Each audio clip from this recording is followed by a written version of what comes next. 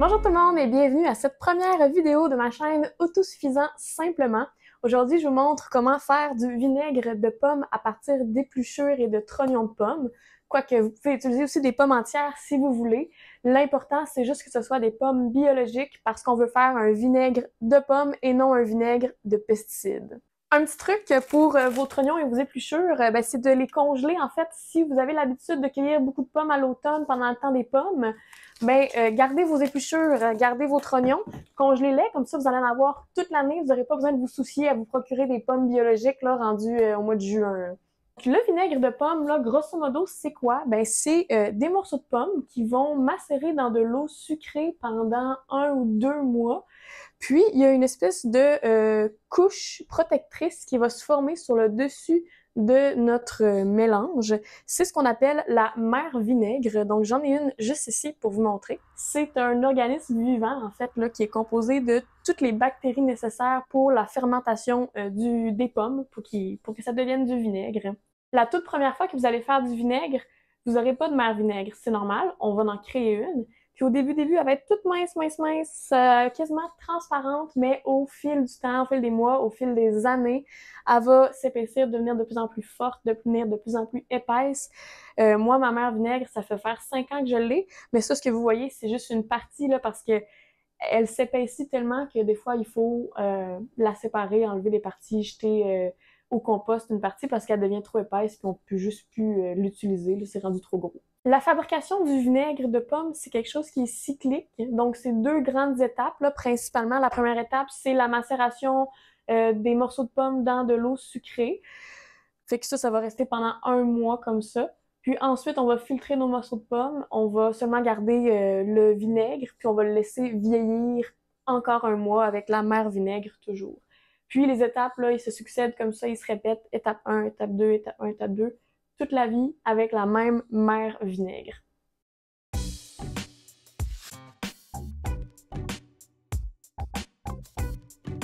Dans ce petit contenant à large ouverture, je vais démarrer un vinaigre de 0 à partir de aucune mère vinaigre.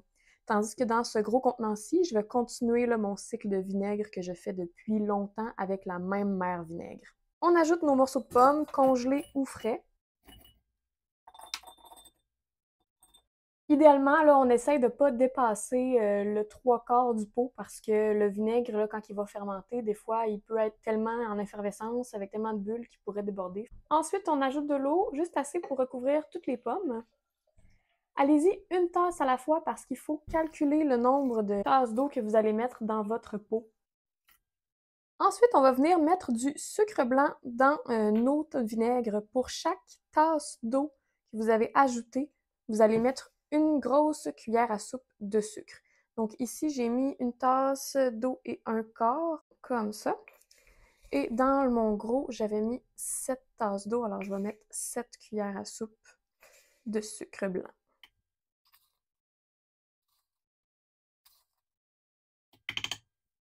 Avec une cuillère, on va venir brasser pour bien diluer le sucre dans notre mélange.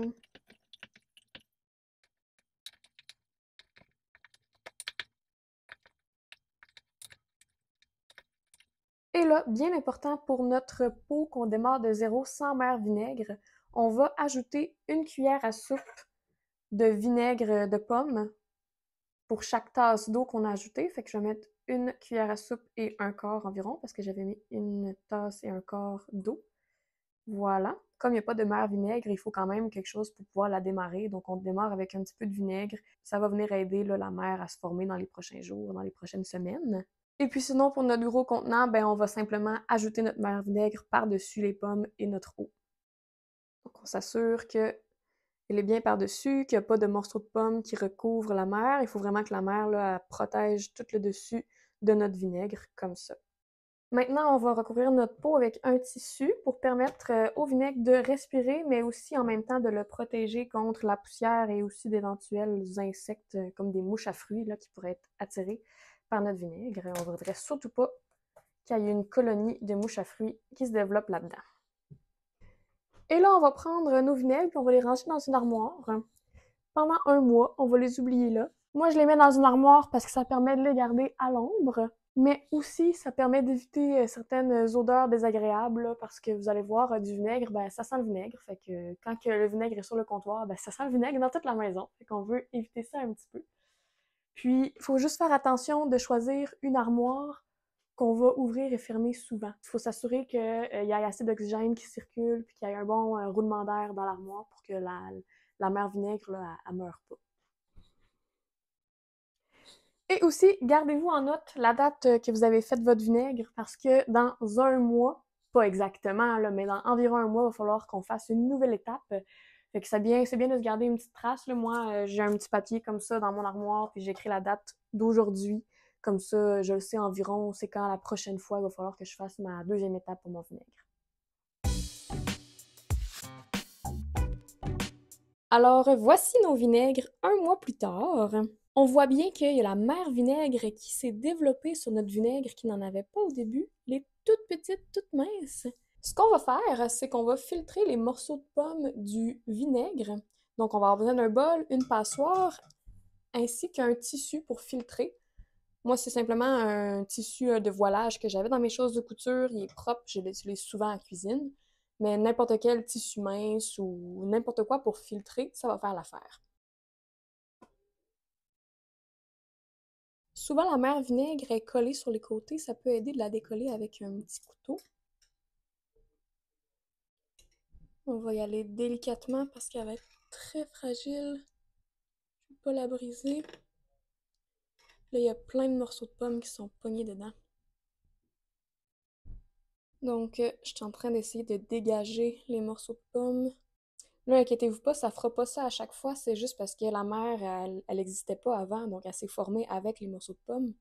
Mais quand vous allez déjà avoir une mère existante, là, c'est pas censé coller comme ça à l'intérieur.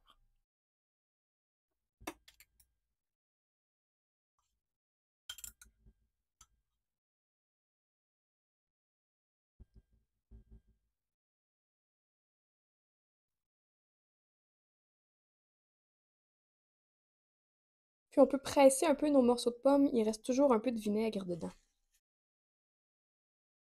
Et ça, ben, on le met au compost. Je vais rincer mon pot et je vais remettre mon vinaigre dedans. Notre mère vinaigre, on va elle aussi la rincer, mais à l'eau froide, doucement. Juste pour enlever là, tous les petits grains qui auraient pu rester, les petits morceaux de pommes qui auraient pu coller dessus. Et là, on va essayer du mieux qu'on peut de la remettre par-dessus notre vinaigre. Ça se peut qu'elle coule, c'est pas grave si c'est le cas. Idéalement, elle reste en surface, mais c'est pas grave si elle s'en va au fond. Voilà. Et là, bien évidemment, je vais m'occuper de ma grosse jarre de vinaigre. Je vais faire exactement la même chose que je viens de faire. Mais sinon, pour celle-ci, c'est terminé. Je vais pouvoir couvrir mon vinaigre et le remettre dans l'armoire pour un autre mois encore pour laisser vieillir mon vinaigre. Les vinaigres sont maintenant prêts à être embouteillés et à être consommés. Et là, vous voyez, mon bébé mère vinaigre a encore grossi.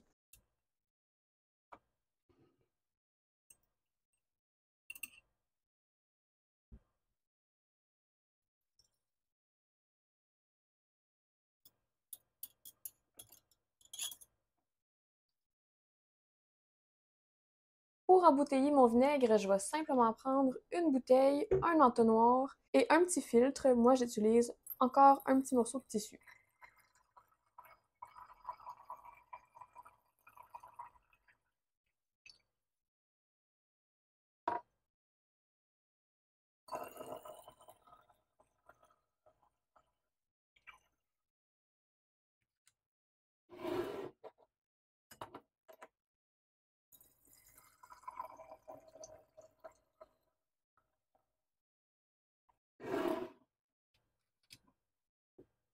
Et voilà, c'est terminé pour le vinaigre. Il est maintenant prêt à être consommé.